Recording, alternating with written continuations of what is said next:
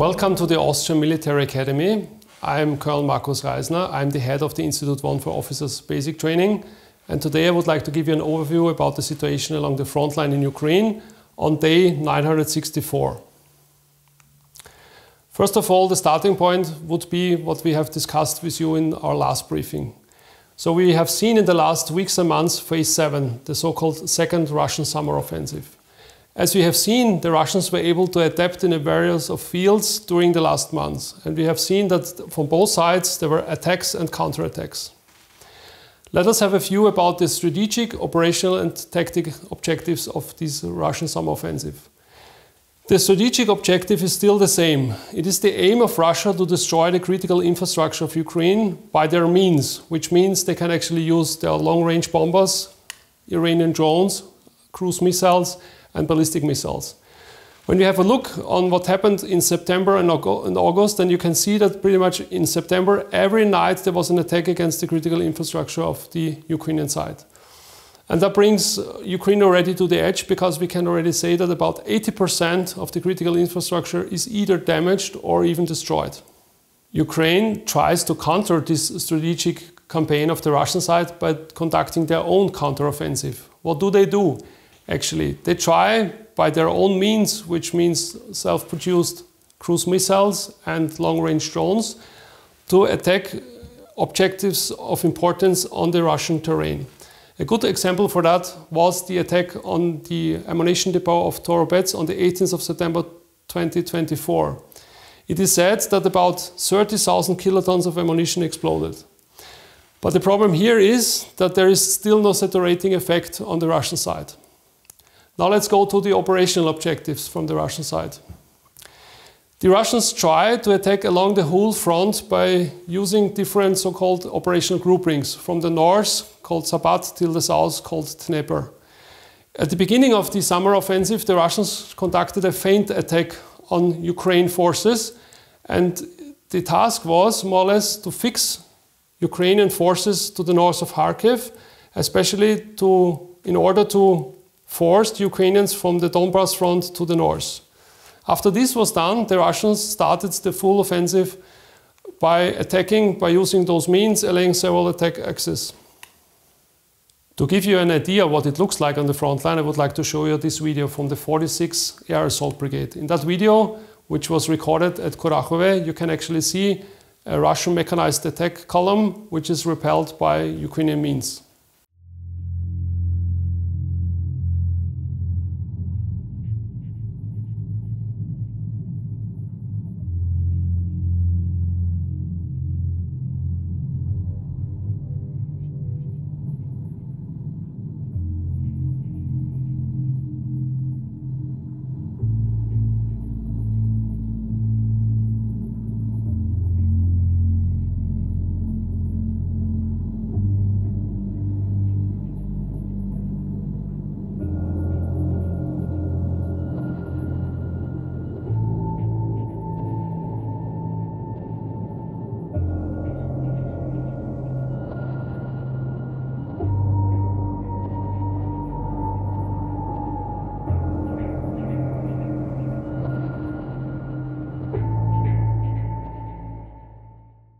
On the tactical level, we can see that the Russian attack pattern by using mechanized columns caused high losses on the Russian side. And this is why they switched their attack pattern. What they do now is actually they use small units equipped with light vehicles to probe into the Ukrainian defense positions in order to exploit any little gaps which they can actually find along the front line.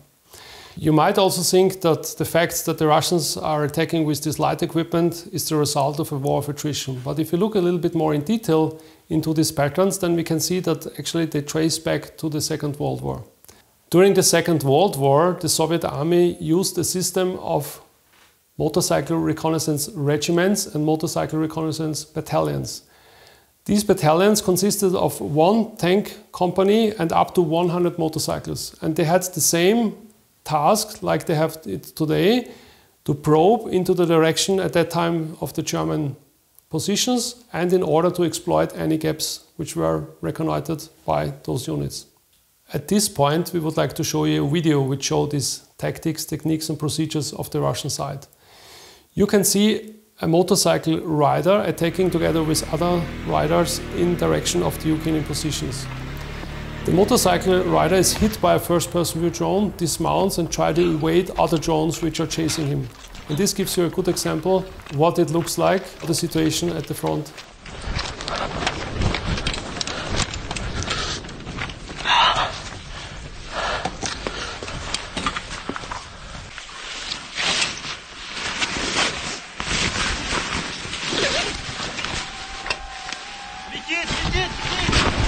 Автомат! Автомат!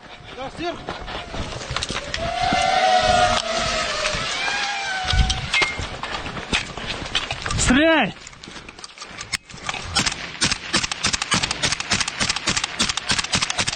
Автоматическим!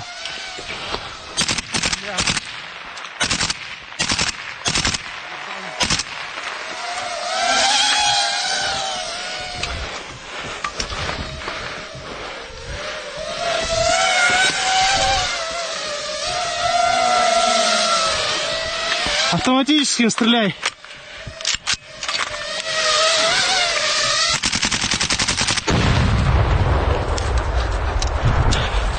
Бегом!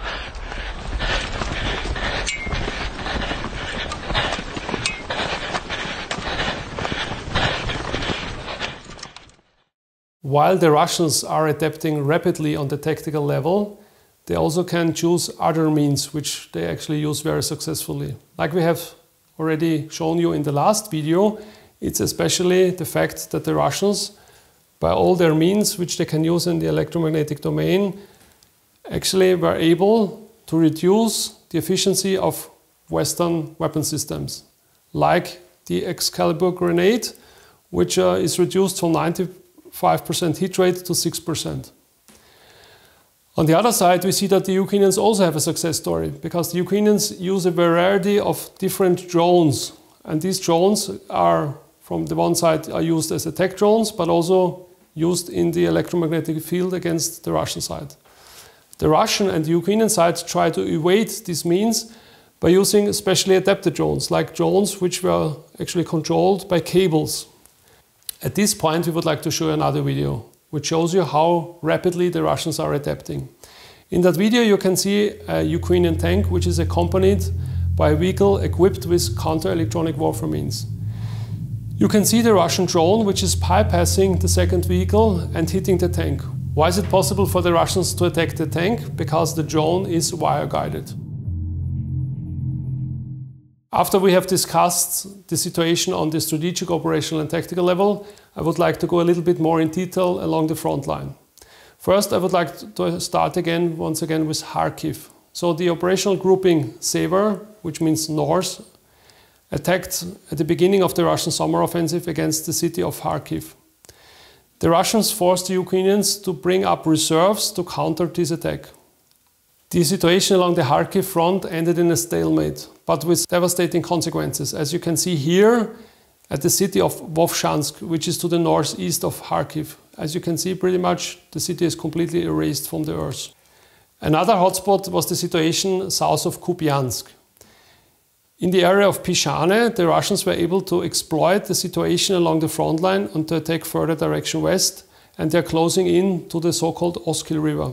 If the Russians are able to manage to reach the Oskil River, they will split the Ukrainian front to the north and to the south of Pishane. To the south of Kupiansk, at the city of Chasiv Yar, heavy fights were going on during the last weeks and months. The Russians are trying to cross the Siversky Donbass channel by using 3 bridgeheads and to occupy this prominent terrain along Chasiv Yar in order to control the surrounding area to the west of Chasiv Yar. To the south of Chasiv Yar, we have seen the most significant hotspot.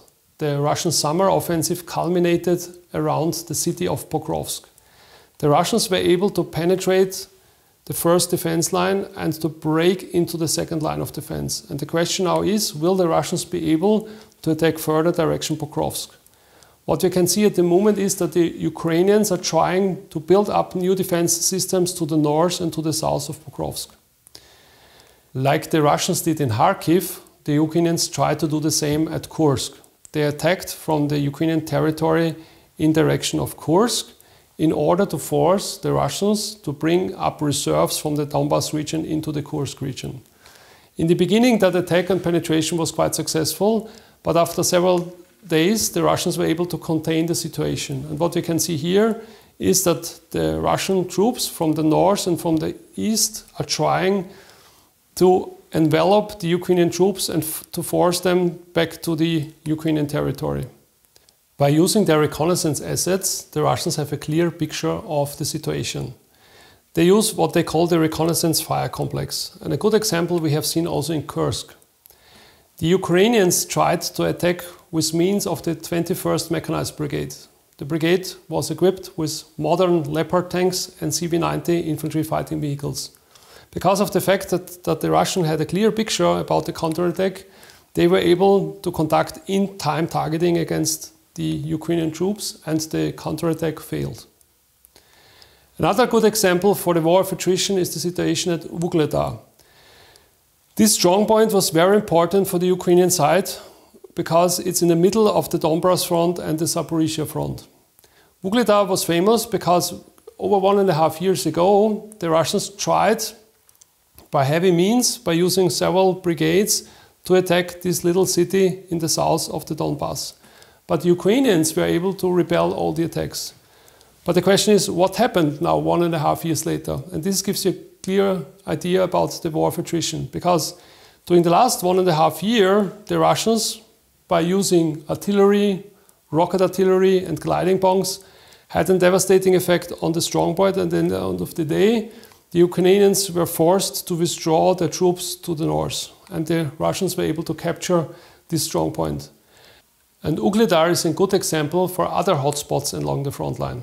Another one is the situation currently to the southeast of Pokrovsk, where you can actually see that the Russians try to envelop a significant amount of Ukrainian forces in the region of Kurakhova. And while the situation along the front line is deteriorating for the Ukrainian side, we can see that the Western allies obviously are hesitating to deliver more equipment, more resources to the Ukrainian side. We can see it very clearly when we look at the discussion about long-range weapons. You can see first it was discussed that there are weapons delivered, and then finally, after a trip of the British Prime Minister to the United States, it was decided not to deliver long-range weapons. And while we are hesitating in the West, Russia tries to exploit this situation in the information domain, because Putin said very clearly that the West has to assist Ukraine in their attacks against Russia, and in his opinion, that means a participation in the war on the side of Ukraine. What is he referring to? There is a technical system which is called terrain contour matching system, which is used to guide cruise missiles in direction of their target. As you know, it's especially the Americans who have the equipment to conduct attacks by using those means, actually. And if the Europeans also want to use their cruise missile systems, like the Storm Shadow or Scalp, they need the assistance from the Americans to do so. And as we see, the Americans are hesitating to give the Europeans the allowance and also the assistance to conduct attacks by using that system. So what we can see here is obviously that the West is struggling to give more assistance to the Ukrainian side. You can see a back and forth about certain topics and about certain resources, especially as we have discussed long-range weapon systems. Currently we have the situation that the United States still haven't given green light to use long-range weapon systems on Russian soil. We have to understand that the Ukrainians still need assistance from the West, especially from their European and US allies. That's their center of gravity. As long as Ukraine is getting what they need, they can fight the war according to their strategic objectives. If Ukraine doesn't get the means, then of course they have to shorten their strategic objectives, and that means finally at the end of the day that they will not be able to reoccupy all the terrain which is currently occupied by the Russian side. On the other side, we can see that the Russian people still back Putin, and as long as the Russians have the resources which they need, they can fight a long war. We also have to consider that there is already a global struggle going on between the global south and the global north. As you have seen, the Iranians already attacked second time Israel. And that means that the Americans have to consider where to bring their resources in that fight against different enemies on different battlefields. And that brings us to the point that this war in Ukraine will still go on and will not end soon. At the end of our today's brief, I would like to show you that slide. During my brief, I have talked a lot about adaptation of both sides, of the Russian and Ukrainian side. But we see more and more that there is a capability gap between war-fighting nations and non-war-fighting nations. So you can see in Ukraine that both sides are already conducting a revolution, for example, when it comes to drones. While on the other side, peacetime armors not even have an evolution because they still have the same equipment which they have in their use at the beginning of the war. And if we don't adapt to the situation, if we still keep falling behind, then in the future, possible adversaries will succeed. And that concludes our briefing for today. I would like to say thank you for your attention and see you the next time.